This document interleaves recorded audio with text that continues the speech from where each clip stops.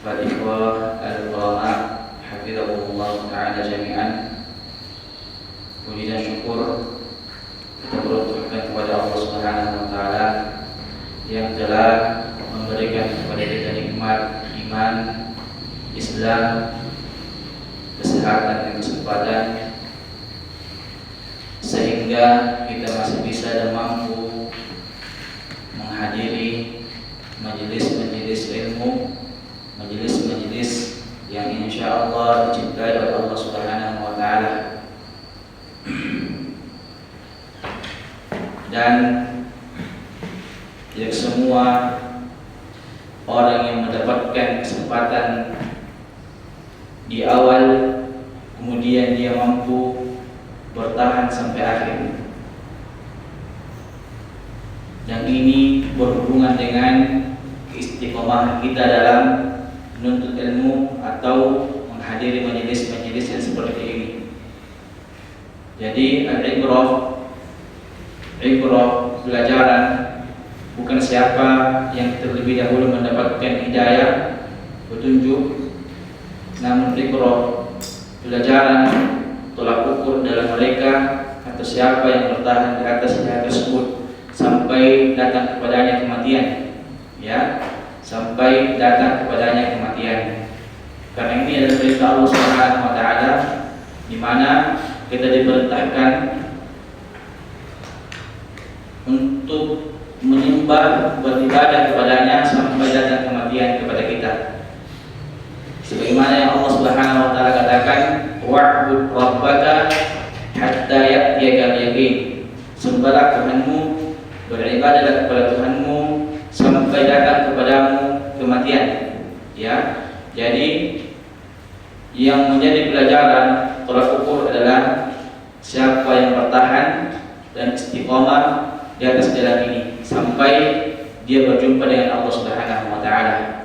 Dan semoga Allah Subhanahu wa Ta'ala tetap dan selalu memberikan kepada kita nikmat istiqomah di atas jalan ini, sehingga dengannya lah kita bisa mendapatkan rahmat dan kasih sayang Allah Subhanahu wa Ta'ala dan bisa masuk ke dalam surganya. Baik, ikhwan yang dirahmati oleh Allah Subhanahu wa Ta'ala, ya, dan terasa kita sudah berada di malam yang ke-17, ya. Malam yang ke-17 Dzulhijjah, tanggal 17 Dzulhijjah. Dan kita masih berada di dalam bulan atau hari-hari yang hurum, ya, bulan hurum. Bulan yang dimuliakan oleh Allah Subhanahu wa Ta'ala. Bulan yang dimuliakan oleh Allah Subhanahu wa Ta'ala, dan seorang hamba diperintahkan untuk memuliakan bulan tersebut. Ya, di antara bentuk pemuliaan seorang hamba terhadap bulan itu dengan mengisi hari-hari dan waktu-waktunya di bulan tersebut untuk beribadah kepada Allah Subhanahu wa Ta'ala. Sebagaimana biasanya pada malam Ahad kita membahas kajian fikih dengan menggunakan buku Al-Fiqh Al-Muyassar fi Dhawil Kitab was-Sunnah, ya, fikih muyassar dengan penerangan Al-Quran dan Sunnah Nabi Sallallahu Alaihi Wasallam. Dan alhamdulillah kita sudah berada di bab yang ketiga. Bab yang ketiga yaitu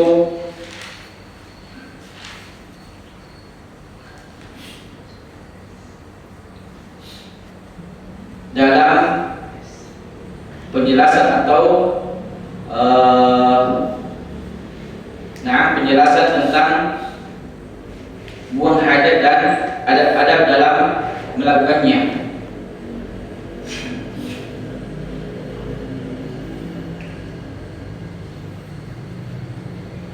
Mungkin terus mulai aja, ya. Kita langsung belajar saja, membacakan bukunya, dan kita sudah memasuki bagian yang keempat, ya, bagian yang keempat. Mungkin kalau ada PDF-nya bisa dibuka supaya lebih terikat, ya, atau bisa ilmunya terikat atau lebih mendekat. Mungkin sudah dibagi dulu, ya, PDF-nya di grup. Baik, kita bacakan. Berkata pengarang buku, semoga Allah Subhanahu wa Ta'ala menjaga mereka. Al-mas'alatul rabi'atu ma yahrumu fi'luhu 'ala man arada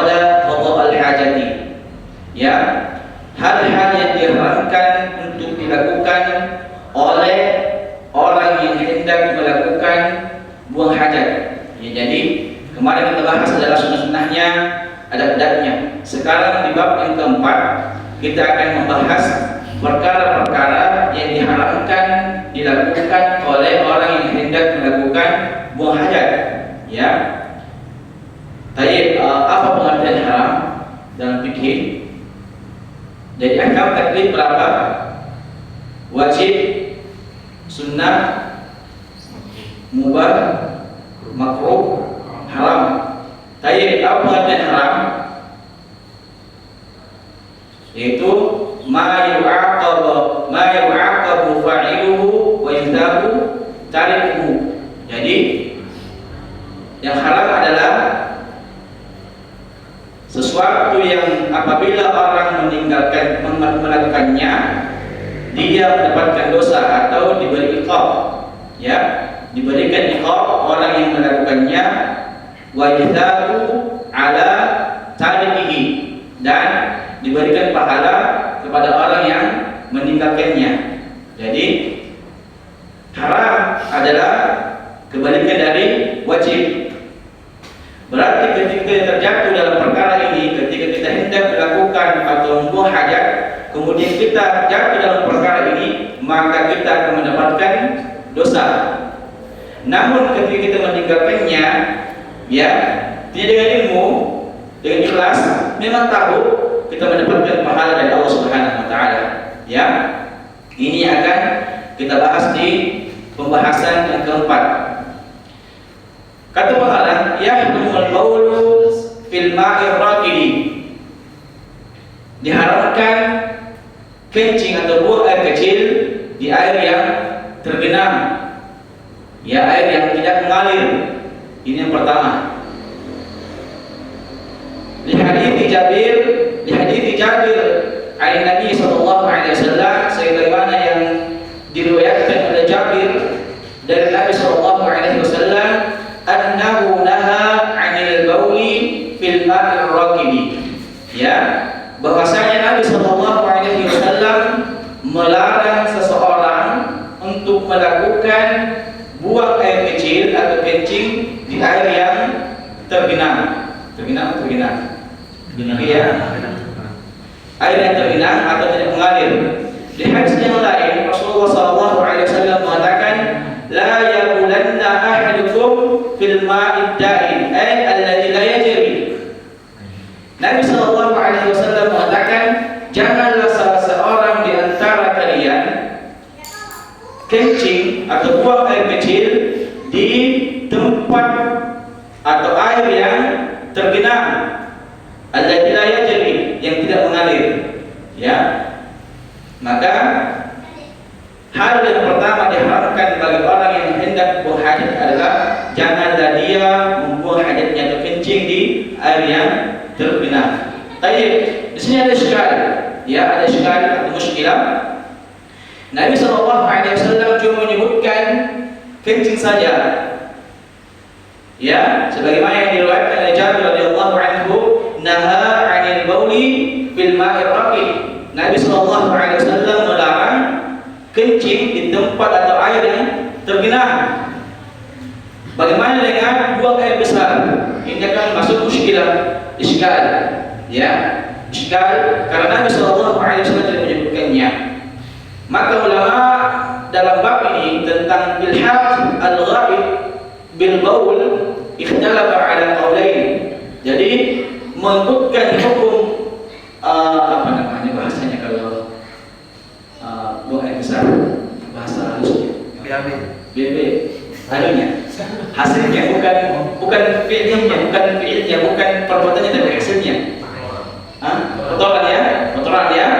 Jadi apakah kotoran tersebut diikutkan hukumnya kepada kencing? Maka ulama dalam bab ini dua pendapat. Jumhur mengatakan diikutkan hukumnya, dan ini lebih utama.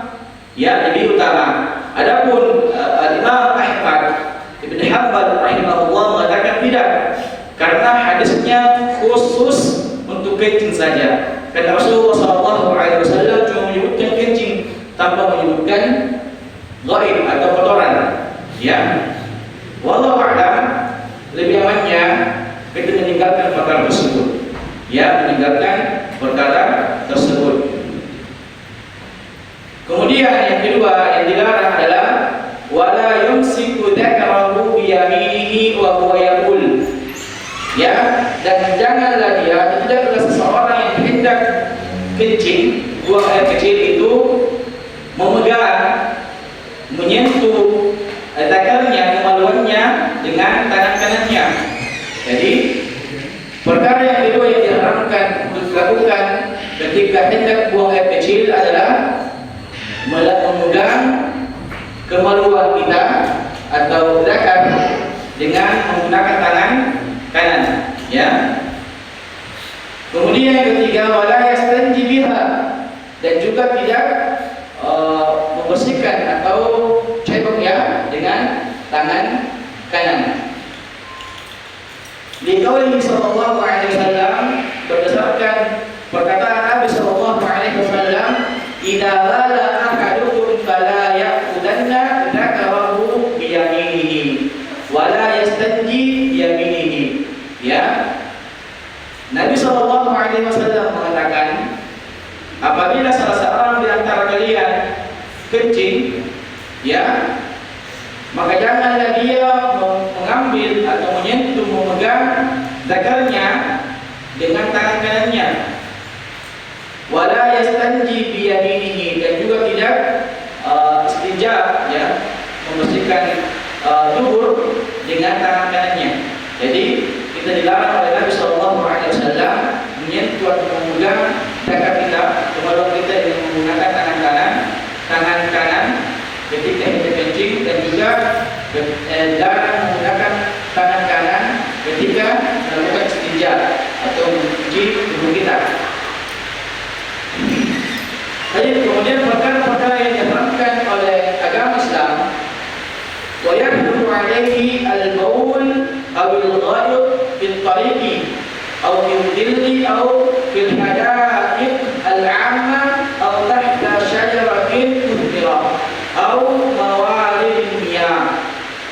Kemudian perkara yang diharamkan adalah dilarang atau diharamkan orang kencing atau buang air besar di jalanan, ya, jalan. Kemudian di bawah naungan, ya, di bawah tempat berteduh atau di tempat berteduh. Atau di hadapan al-'amma, atau di taman atau kebun-kebun umum, ya, tempat umum, di taman atau di kebun. Ini juga dilarang bagi kita untuk kencing dan juga buang air besar.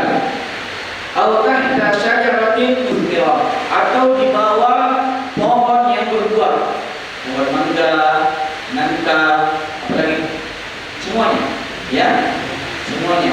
Maka kita dilarang untuk buang air kecil dan buang air besar di bawah pohon yang berbuah, di bawah pohon yang berbuah.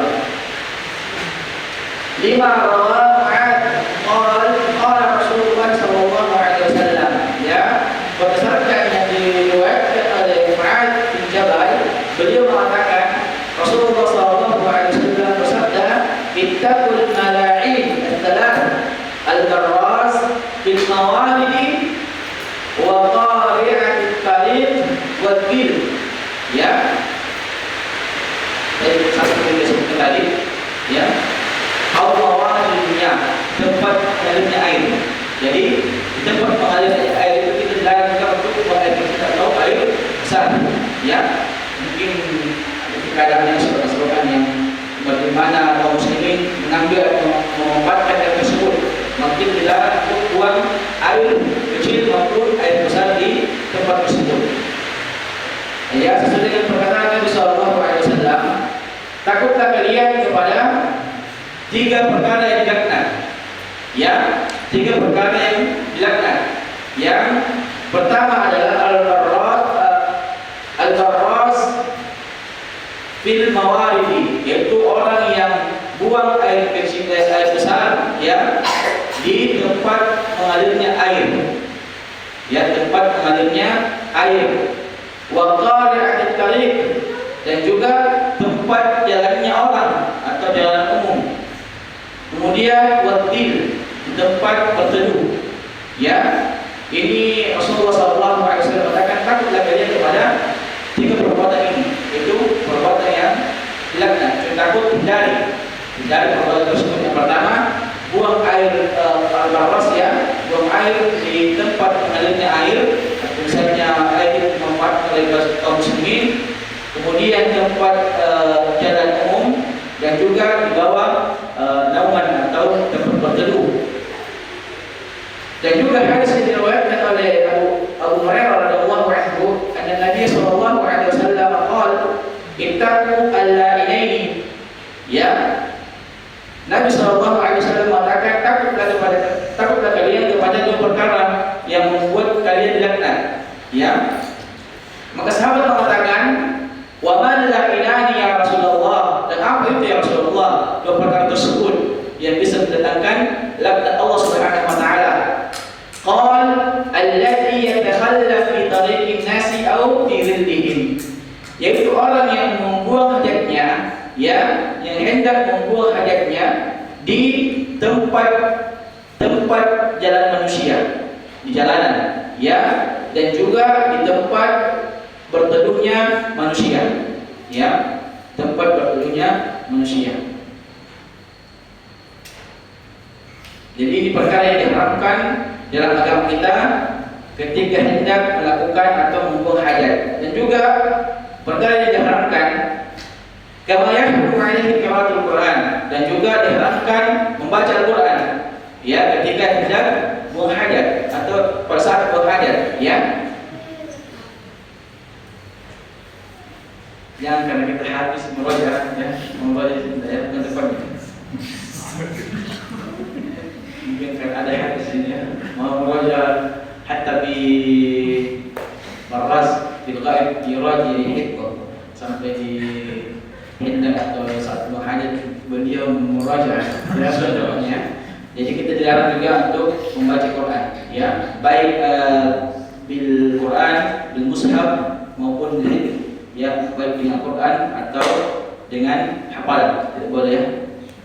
Wa yahrumu alaihi al-istijmar bil rawthi aw al-'afmi aw bil ta'amil al-muhtaram, dan juga diharamkan al-istijmar, menggosok dubur. Kita sudah sekarang pemaknaan istijmar, ya, menggunakan batu atau sesuatu yang bisa menduduki makamnya, kedudukannya. Ya, juga diharamkan al-istijmar dengan kotoran hewan atau dengan tulang, dan juga dengan makanan yang dihargai atau di makanan yang muhtaram, yang mulia, ya. Artinya sesuatu yang dimakan jangan kita menggunakannya untuk beristijmar, ya. Li hadits Jabir radhiyallahu anhu, berdasarkan hadis yang diriwayatkan oleh Jabir radhiyallahu anhu, naha an-nabiy sallallahu alaihi wasallam ayatamassaha bi'awmin aw biba'rin. Ya, Nabi sallallahu alaihi wasallam melarang seseorang yang menggosok atau membersihkan dengan istijmar duburnya dengan menggunakan tulang, ya, tulang. Jangan juga karena sudah Idul Adha banyak tulang, tidak ada air, kita menggunakan tulang, jangan, ya, dilarang oleh Nabi sallallahu alaihi wasallam. Dan juga biba'rin, kotoran hewan, ya. Kemudian perkara yang diharamkan juga dalam bab ini, wa yahrumu qada'ul hajati baina quburil muslimin, dan diharamkan buang hajat di antara kuburan kaum muslimin, ya. Qala Nabi sallallahu alaihi wasallam, Nabi bersabda, la ubali awsat al-quburi qadaitu hajati aw wasfiha aw wasat as-suqi, ya, aw wasat as-suqi, ya. Saya tidak peduli apakah saya buang hajatku di tengah kuburan atau di tengah pasar, sama-sama hukumnya. Artinya baik di kuburan atau di tengah pasar sama-sama buruk perbuatan tersebut. Jadi jangan melakukan ini ya. Gitu.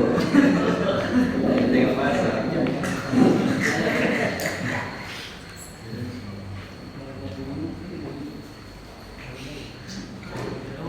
Baik, mungkin ini ya untuk perkara-perkara yang diharamkan pada agama Islam ketika hendak melakukan atau membuang hajat. Maka ini harus diperhatikan karena konsekuensinya sebagaimana yang kita katakan bahwasanya haram adalah ketika dikerjakan dapat dosa, ketika ditinggalkan dapat pahala.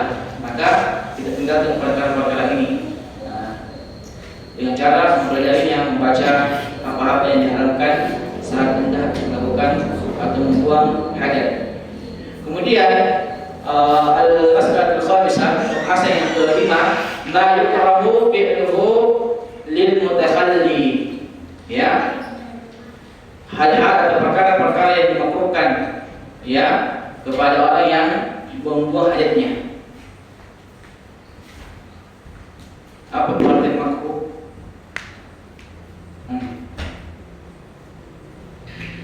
Pengertian makruh kebalikan dari sunnah. Kalau sunnah apa? Dikerjakan dapat pahala. Rugi, akan rugi aja tidak apa-apa. Kalau makruh, satu saya maju. Saya tidak mau yang berani kalau berkumpul. Kalau makruh, yeah. Kalau ditinggalkan dapat pahala. Kemudian kalau dilaksanakan tidak dapat juga dosa. Nya labas. Jawab apa? Labas. Ya, labas. Makruh adalah sesuatu yang dibenci ya, itu dibenci, makruh. Dan kata-kata yang makruhun yang dibenci, berarti dalam fikih ketika dikerjakan tidak apa-apa, tinggalkan dapat pahala, ya, tinggalkan dapat pahala. Jadi perkara yang pertama, yukrahu hala qada'i al-hajati istiqbal mahabirrihi ila hamid. Jadi yang pertama itu dimakruhkan ketika buang hajat menghadap atau mengarah kepada mata angin. Ya, mengarah kepada mata angin bila hail tanpa ada penutup. Ya, kenapa? Alasannya disebutkan li'alla yaqtadal baul ilaihi, supaya kencing tidak kembali padanya. Kalau dia ya supaya kencing tidak kembali kepadanya, ini tidak terpatul karena jangan sampai angin lebih kuat dibandingkan kencing kita. Ya, jadi ini pertama ya dimakruhkan. Kenapa jangan sampai menajisi? Ya, menajisi. Jadi jangan kita mengarah kepada angin, tempat berhembusnya angin atau melawan angin, apalagi angin timur ya kencang. Angin timur barat dan kencang. Apalagi barat kencang, kemudian kita paksakan untuk mengarah kepadanya. Jangan ya, karena itu bisa justru berbalik kepada kita itu kencing.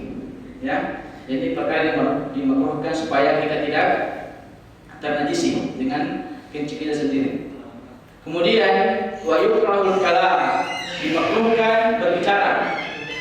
Ya, jadi perkara yang kedua dimakruhkan bagi kita ketika hendak atau melakukan buang hajat berbicara.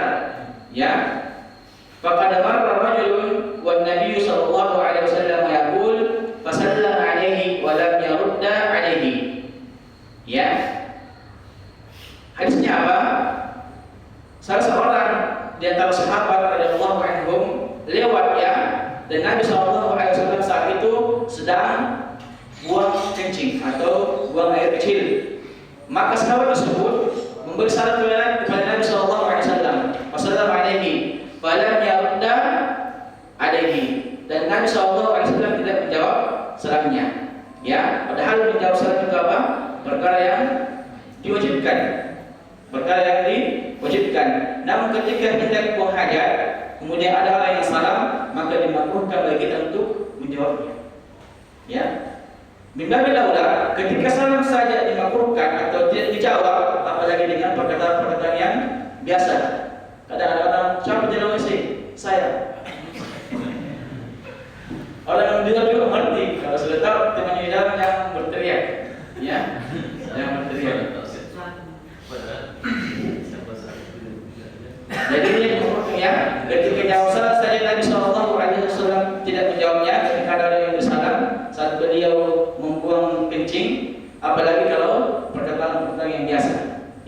sedangkan menjawab salam adalah perbuatan yang diwajibkan.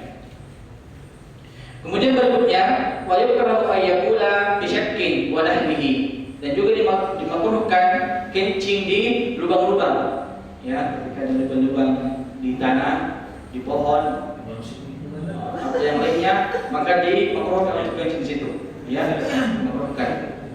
Di hadits berada an Abdullah bin Sarjas, anna Nabi sallallahu alaihi wasallam naha an-yubal bil juhri, ya, sebagaimana yang diriwayatkan oleh Qatadah dari Abdullah bin Sarjas bahwasanya Nabi sallallahu alaihi wasallam melarang, ya, buang air kecil di juhur, lubang, ya, lubang. Kira di Qatadah, kemudian orang yang dikatakan kepada Qatadah, "Fama balal juhur?" Kenapa kalau kencing di lubang? Yuqal, dikatakan innaha masakin al-jin. Ya, innaha masakin al-jin. Lubang-lubang itu adalah tempat-tempatnya jin. Ya, lubang-lubang itu tempat-tempatnya jin. Ya, ini juga ya. Terkadang ada orang kesurupan. Ini saya pahami. Terkadang kenapa orang itu kesurupan? Ya, dirasuki jin. Mungkin saja dia mengganggunya. Dengan cara apa? Tadi dikatakan kencing di lubang-lubang, karena bisa saja lubang tersebut adalah tempat mereka dan kita mengganggunya. Nah, dia ikut mengganggu kita. Makanya hendaklah kita berhati-hati dalam perkara ini, ya. Bagaimana kalau lubang kloset?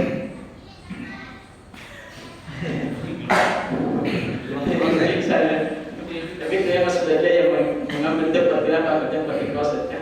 Sudah tahu buang air kecil atau besar, tinggal di situ. Makanya baca doa sebelum masuk WC-nya, sebagaimana di pembahasan sebelumnya.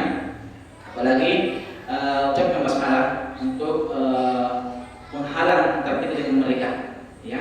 Jadi misalnya juga kalau mau buang air panas di tempat sembarang, baca basmalah, ya.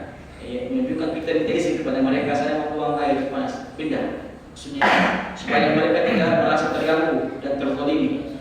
Jadi misalnya buang bekas masakan mie atau apa, jangan langsung dibuang, ya. Masakan kopi juga. Dengan siapa yang pakai ini? Siapa pelakunya? Siapa yang sering berbuat? Yang minum juga, ya. Dan minum, ya. Termasuk kopi, ya, jangan buang. Kalau Bismillah. Kalau di tempat dibuang di tempat mengalir air ada sebab. Masya Allah. Ingat ya, yang buat kopi jangan dilanggar, yang buat kopi jangan dilanggar. Tadi itu ya perkara yang dimakruhkan, kita dimakruhkan untuk kencing di lubang-lubang. Ya, sebagaimana dikatakan oleh Qatadah, ini nama sakit al-jin, karena lubang-lubang tersebut adalah tempat-tempatnya jin. Wali'annahu la ya'man an yakuna bihi hayawan wa yu'addiyahu, ya, karena bisa saja di lubang tersebut ada hewan dan dia menzaliminya, mengganggunya, ya. Aw yakuna maskanan lil jinni fa yu'addiyahu, ya, fa yu'addiyahu, atau mungkin lubang-lubang tersebut adalah tempat-tempatnya jin dan kita mengganggu jin itu, ya, kita mengganggu jin tersebut. Cuma kita bisa ya. Ayukrahu ayyadahu al-khala' bi syai'in fihi dhikrullah illa li hajatin, dan juga dimakruhkan masuk WC atau tempat buang air dengan membawa sesuatu yang pada sesuatu itu ada zikrullah, ya, ada nama-nama Allah atau sesuatu yang berhubungan dengan Allah Subhanahu wa taala. Illa li hajatin, kecuali ada hajat yang atau keperluan yang membuat kita membawanya, kita sebutkan insyaallah. Lianna Nabi sallallahu alaihi wasallam, karena Nabi sallallahu alaihi wasallam kana idza dakhala al-khala' wada'a khatamahu, ya, Nabi ketika masuk WC atau tempat buang air besar atau kecil, beliau menyimpan cincinnya, ya, di luar. Kenapa? Karena Allah alam, ya. Cincin Nabi itu adalah masalah, ya. Ada stempel Allah Subhanahu wa taala, maka beliau ketika ketika masuk WC beliau simpan beliau punya cincin, ya, dan dia tidak membawanya masuk, ya. Kata pengarang, amma inal hajati wa darurati fala ba's. Adapun ketika ada hajat atau keperluan mendesak, fala ba's, maka tidak mengapa. Beliau sebutkan contohnya, kal hajati ila ad-dukhuli bil awraqi an-naqdiyah allati biha ismullah. Seperti masuk WC, ya, dengan uang kertas yang di situ ada lafaz Allah Subhanahu wa taala. Ya. Ya, kata beliau, bawa sudah bawa.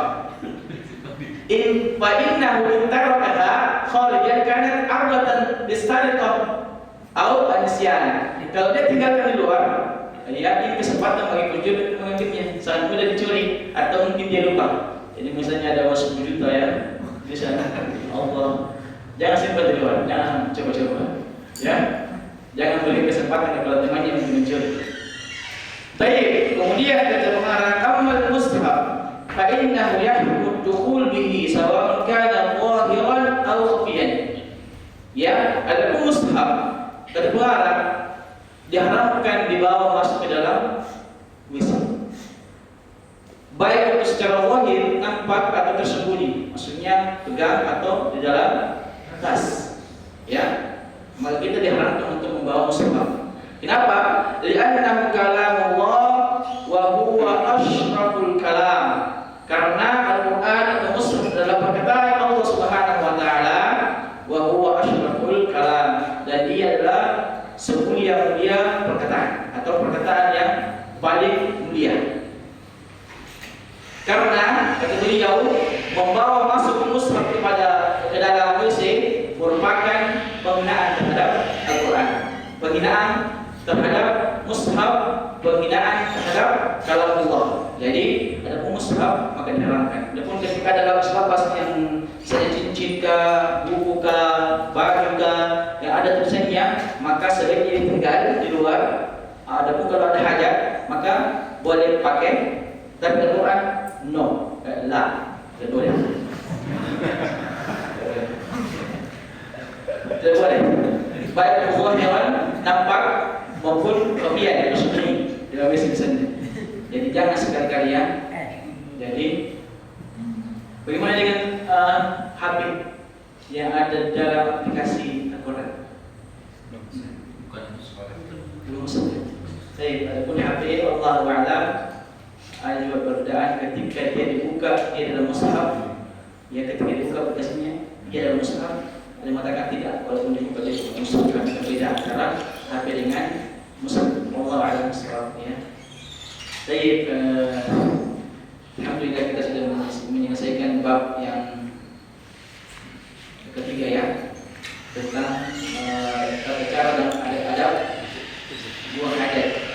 Dan insyaallah minggu depan pertemuan selanjutnya kita akan bahas tentang bersiwak, ya, dan sunnah-sunnah fitrah.